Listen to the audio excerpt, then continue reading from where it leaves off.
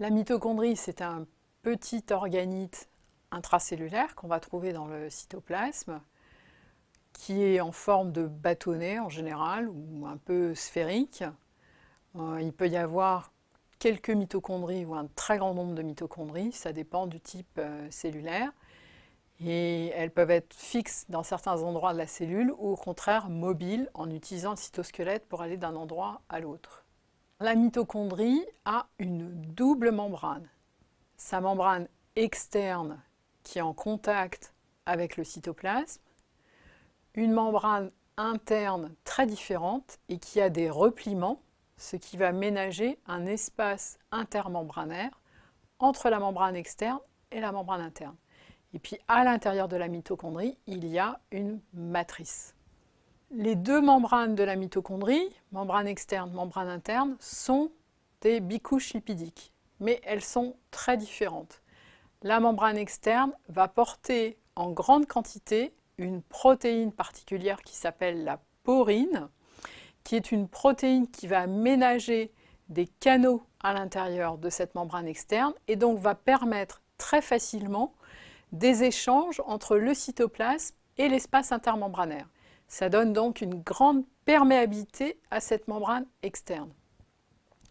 La membrane interne, au contraire, est une membrane qui contient un très grand nombre de protéines, environ 80% des constituants de cette membrane interne sont des protéines, et ce sont des protéines très particulières, c'est là qu'on va trouver notamment les protéines de la chaîne respiratoire et la protéine qui assure la synthèse de l'ATP, l'ATP étant l'espèce de pile chimique de la cellule qui contient l'énergie nécessaire ensuite pour faire des réactions enzymatiques. L'espace intermembranaire, entre membrane externe et membrane interne, contient des enzymes diverses et des ions H+, en grande quantité et en quantité bien supérieure par rapport au nombre d'ions H+, que l'on retrouve dans la matrice de la mitochondrie, qui elle est très pauvre en ions H+. Donc la mitochondrie a plusieurs fonctions très importantes. La première, c'est de permettre de fournir de l'énergie au reste de la cellule pour toutes les réactions enzymatiques. Cette fourniture d'énergie se fait sous forme de fabrication d'adénosine triphosphate, ATP, qui ensuite, à l'extérieur de la mitochondrie, peut être dégradé en ADP, adénosine diphosphate, et cette dégradation d'ATP en ADP va fournir de l'énergie qui peut être captée pour assurer les réactions enzymatiques de la cellule.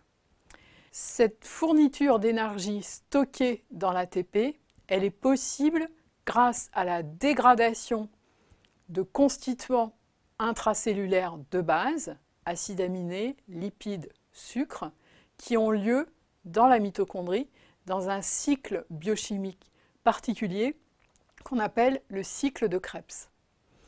La mitochondrie a un rôle également extrêmement important dans la mort cellulaire.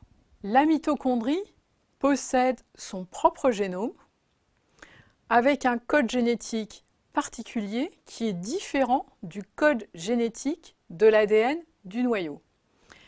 Cet ADN de la mitochondrie, il code pour un tout petit nombre de protéines, 10 à 100 protéines, alors que l'ensemble des protéines qui constituent la mitochondrie sont autour de 1000 protéines différentes. Donc pour constituer la mitochondrie, il y a un assemblage de protéines fabriquées à partir de l'ADN mitochondrial et de protéines fabriquées à partir de l'ADN nucléaire. Lorsque le spermatozoïde entre dans l'ovule, seul le noyau du spermatozoïde entre et aucune mitochondrie du spermatozoïde n'entre dans l'ovule.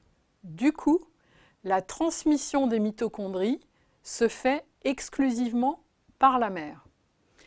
Il y a des anomalies de temps en temps du génome mitochondrial qui peuvent être responsables de maladies, et en particulier de maladies musculaires, puisque ces anomalies du génome mitochondrial vont entraîner une mauvaise production d'énergie alors que l'énergie est spécialement importante pour la contraction musculaire.